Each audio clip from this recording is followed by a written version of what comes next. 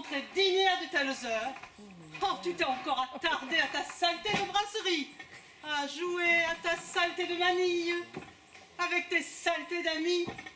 T'as de bons à rien répugnants, oh, et qui se gobergent sur ton compte dès que tu as le dos tourné. Oh là. Tais-toi. Ah, tais-toi. Ne dis pas cela, je t'en prie. Ah ça, mais tu es malade. Donne-moi un verre d'eau.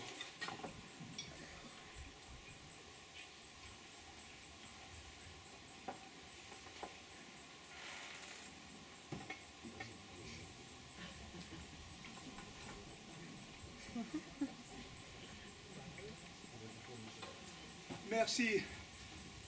Ma pauvre chère, ma pauvre chère. Ah, j'ai bien cru que je ne te reverrai jamais, va. Mais tu me fais mourir d'inquiétude. Il t'est arrivé quelque chose? Tu as couru un quelconque danger?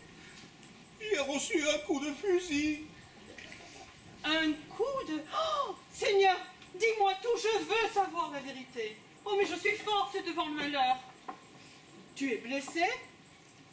Non, je ne crois pas. Mais tu sais ce que c'est?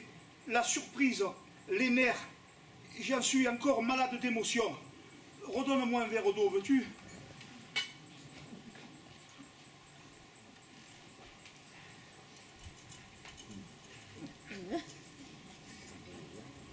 Et où cela t'est-il arrivé, mon chéri? Dans le tramway. Dans le tramway. Tu as reçu un coup de fusil dans le tramway. Oui. Mais c'est insensé, c'est à peine croyable. Croyable ou non, il en est ainsi cependant. Et qui est l'infâme? Le chasseur, parbleu. Le chasseur, l'éternel chasseur, l'indispensable chasseur, plaie de ce siècle pourri, qui nous dépoisonnera du chasseur grand Dieu? Et puis d'abord, je te le demande, de quel droit ces gens-là errent-ils par les rues avec des armes à longue portée, alors qu'on m'arrêterait moi si je me hasardais à mettre le pied dehors avec un méchant revolver de 6 francs dans la poche de ma redingote?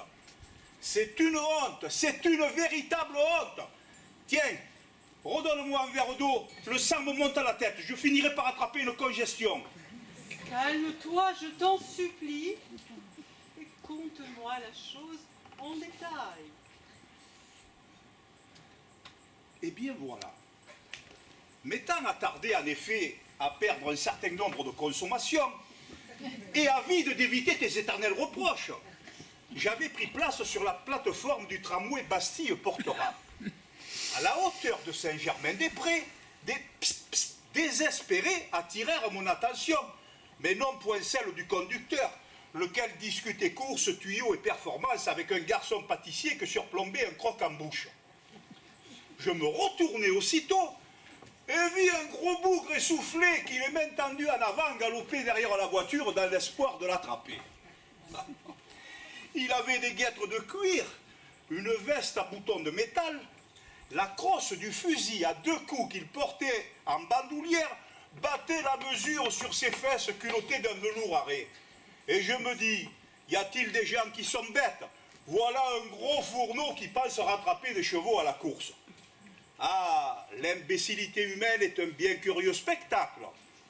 Mais tu aurais peut-être mieux fait d'en avertir le conducteur. Cela aurait été plus charitable. Tiens, est-ce que ça me regardait, moi? Et puis d'ailleurs, à ce moment-là, et j'en demeurais ébahi, l'homme parvint d'un suprême effort à sauter sur le marchepied du tramway, tandis que moi-même, je me rejetais précipitamment en arrière, non sans avoir eu le nez heurté du bout brinque-ballé de son arme. Et après? Et après quoi? C'est tout? Alors non! Tu ne penses pas qu'elle eût pu être chargée, cette arme? Que chargée elle eût pu partir, me ravager la face, me priver de l'usage si précieux de mes yeux? Ah, que voilà donc bien les femmes! Il eût fallu, sale bête, pour que tu daignasses t'émouvoir que l'on me rapportât infirme, estropillé à tout jamais, sur un brancard municipal. Non, mais jamais depuis que le monde est monde, on eut exemple d'une stupidité plus grande, d'une plus écœurante poltronnerie.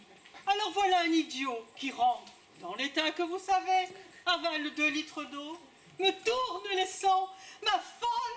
Tout ça parce qu'un chasseur lui a du canon de son fusil effleuré le nez au passage. Du canon? Au fait, mais c'est vrai, ce n'est pas un coup de fusil que j'ai reçu, c'est un coup de canon. Ah mon Dieu, je l'ai échappé belle. J'ai reçu un coup de canon dans le tramway de la Portera.